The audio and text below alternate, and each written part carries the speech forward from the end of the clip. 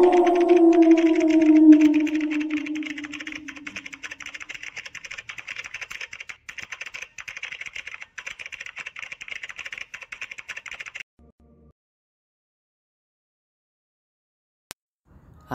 Thane station पूर्णतः खाली होते, कारण अर्धरात्र होतच आलेली.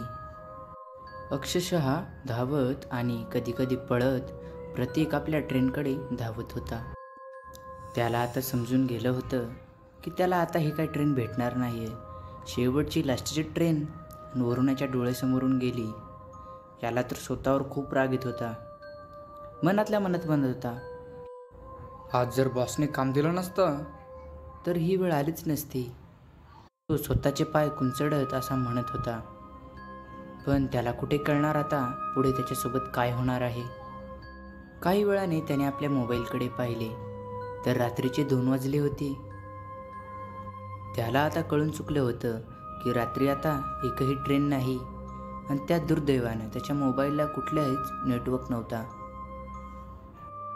तो तिथून काही दूर चलत गेला आणि पलीकडे जाऊन एका बाकड्यावर बसला.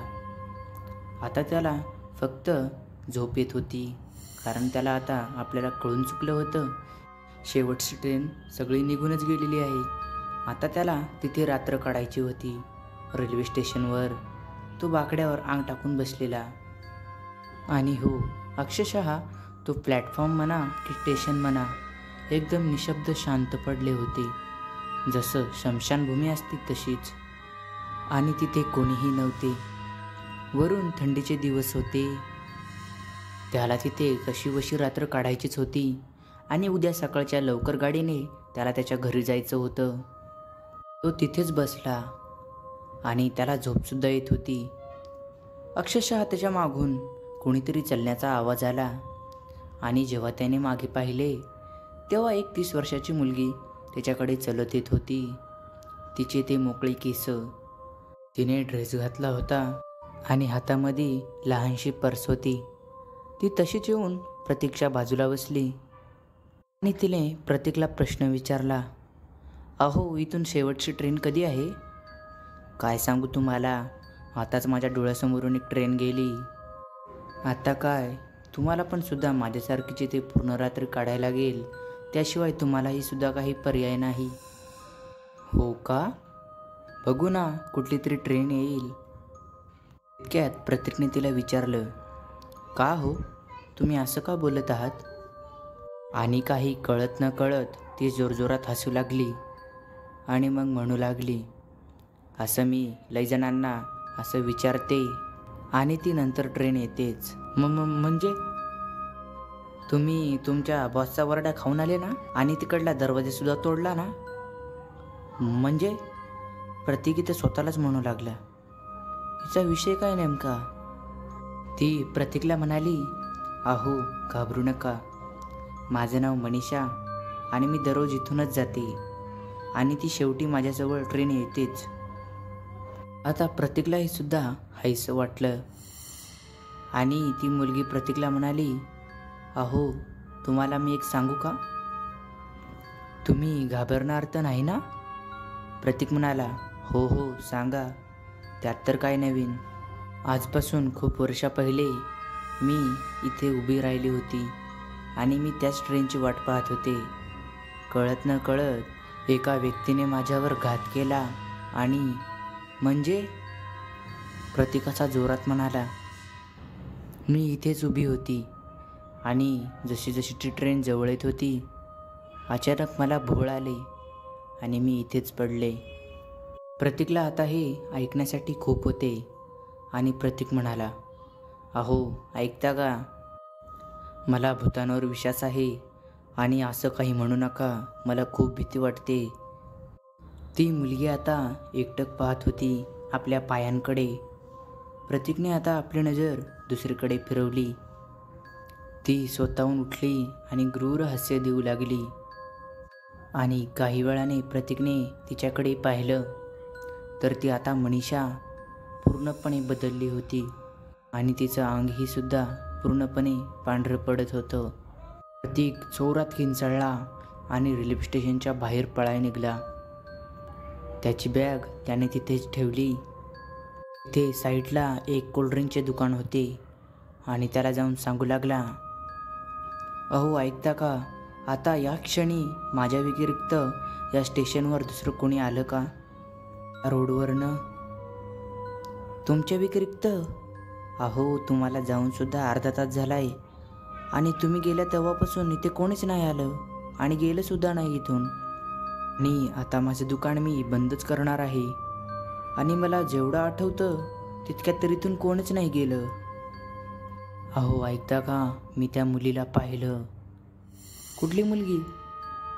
आता दुकानदाराला सगळं समजलं होतं. अहो तुम्ही तिला पाहिलं का? हो मी तिला पाहिलं. मात्र आजपर्यंत ज्याने तिला बघितलंय तिने तर त्यांना सोडलं नाही. तुम्ही कसं काय वाचले? प्रतीकही धक्क झाला. अहो ती मुलगी ना आजपासून 5 वर्षा पहिलेच मेलेली आहे. आणि हो तुम्हाला एक सांगायचं राहिलंच. अहो ती मुलगी ना आजपर्यंत ज्याला ज्याला दिसते त्याला तिने आजपर्यंत सोडलं नाही. आणि तुम्हीसुद्धा कसे वाचून आले देवालाच माहीत. त्यावर प्रतीक म्हणाला, अहो जाऊ दे, मी आता वाचलोय ना तर जाऊ दे. तेव्हा दुकानदार म्हणाला त्यांना, अहो तुम्हाला कुठे जायचं आहे? मला इथेच कल्याणला जायचं आहे हो. पण माझी बॅग तिथेच राहिली त्या बाकावर आणि मला ती बॅग आणायची आहे. तो दुकानदार म्हणाला, अहो आता राहू द्या, आता नका जाऊ आणायला बॅग. जर तुम्ही बॅग आणायला गेले तर ती भूतीन तुम्हाला काही सोडणारच नाही. तेवढ्यात प्रतीक म्हणाला, ठीक आहे जाऊ दे ती बॅग, चला मग जातो मी आता. तेवढ्यात प्रतीक तिथून निघून गेला आणि त्या क्षणी मनीषा तिथे आली आणि त्या दुकानदाराला हात मिळून काहीतरी बोलू लागली. काय यार, काय आहे मुलगा? मला वाटलं भूतांगीतांवर विश्वास ठेवणार नाही आणि तो तर डरफोक निघाला. मला वाटलं सुरुवातीला हा बोलेल पण तो काहीच नाही बोलला. आणि तसं काहीच नव्हतं. आता दोघेही जोरजोरात हसू लागले. तर जाऊ दे, चल ती बॅग दे आणि त्यातले पैसे दोघेही अर्धे अर्धे कर, असा दुकानदार मनीषाला म्हणू लागला. दुकानदार तिथून निघून गेला. त्यांनी होतं नव्हतं ते दोन्ही सामाईन अर्ध अर्ध केलं. मनीषा तिकडे स्टेशनमध्ये गेली. ती तिथे मैत्रिणीला बोलू लागली, काय ग तुमची ट्रेन कधी येणार आहे? माहीत नाही ग. काय माहीत कधी येणार आहे ट्रेन? काय ग, आज माझा 10वा दिवस आणि आज मला पहिलाच बकरा सापडला आणि तोही डरफोक. ती आता जोरजोरात स्टेशनवर हसत होती. तिचा आवाज सगळ्या स्टेशनमध्ये गुंजत होता. पूर्णपणे आता एकटीच होती, कारण तिच्या आता दिसणाऱ्या मैत्रीण कुठे गेल त्या काय माहीत. ती थोडी विचारातच पडली. आताच आपण बोलत होतो आणि अचानक मैत्रिणी कुठे गायब झाल्या, त्यालाही सुद्धा असाच प्रश्न पडला. आणि ती काही वेळाने तिकडे जाऊन बाकड्यावर बसली आणि तिला काही वेळाने कोणाच्या तरी बुटाचा आवाज येऊ लागला. तिने तिकडे त्या पायांच्या आवाजाकडे बघितलं तर तिला तिकडे कोणीच दिसलं नाही. शांतच घाबरू लागली आणि मनात म्हणाली, आता मीच सगळ्यांना घाबरवते आणि मला कोण घाबरवणार. ती तशी म्हणता म्हणता तिच्या साईडला कोणीतरी बसल्याचा तिला अभाव झाला आणि तितक्यात तिने तिथून जाण्याचा निर्णय घेतला. पण तिचं शरीर काही तिथून हालेतच नव्हतं, जणू कोणी धरूनच ठेवलं. पण तिने साईडला जेव्हा फिरून पाहिलं तेव्हा तिला तिथे कोणीच दिसलं नाही. आणि अचानक तिच्यासमोर कोणीतरी आलं आणि तो दुसरं कोणी नव्हतं, तो तिच्या ओळखीचाच होता आणि तो प्रतीक होता. काही वेळापूर्वी तिने घाबरवून फसवले होते, पण तो आता पहिल्यासारखा दिसत नव्हता. त्याचा चेहराही पांढरा पडला होता आणि वरून त्याचे ते पांढरे बोबळं आणि वरून त्या पापण्या, तो खूप भयानक दिसत होता. ने ते बघून जोरात किंचाळली, खूप दिवसापासून बघतोय मी तुला. तू असंच लोकांना फसवते आणि त्यांचं सगळं सामान लुटते. तू लोकांना अशीच मूर्ख बनवते.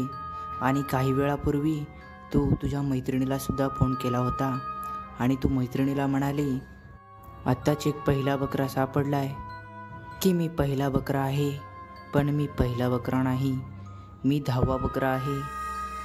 तू लोकांना लुटून तू असाच पैसा घेते आणि त्यांच्या मेहनतीचा पैसा घेते, पण आज तुझी खैर नाही.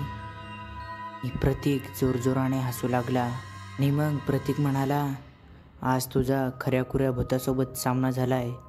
आणि तो खूप जोरजोरात हसू लागला आणि त्याचं इंचाना इंच शरीर वाढू लागलं आणि तो मोठा होऊ लागला. त्यामुळे त्याचे रूप आणखीनच भयानक दिसत होते. आणि मनीषा तिथे कशी तशी उठली आणि प्लॅटफॉर्मच्या दिशेने धावू लागली जोरजोरात. प्रतीकही तिच्या मागून तसाच येत होता आणि तो तिचा पाठलाग करत होता. आणि प्रतीक म्हणत होता, थांब थांब मनीषा.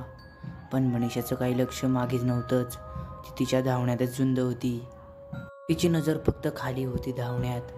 तिला माहीत होतं की आपण जेव्हा रेल्वे स्टेशनच्या बाहेर निघणार तेव्हाच आपला जीव सोपा आहे, नाहीतर आपल्या इथे काहीच खरं नाही.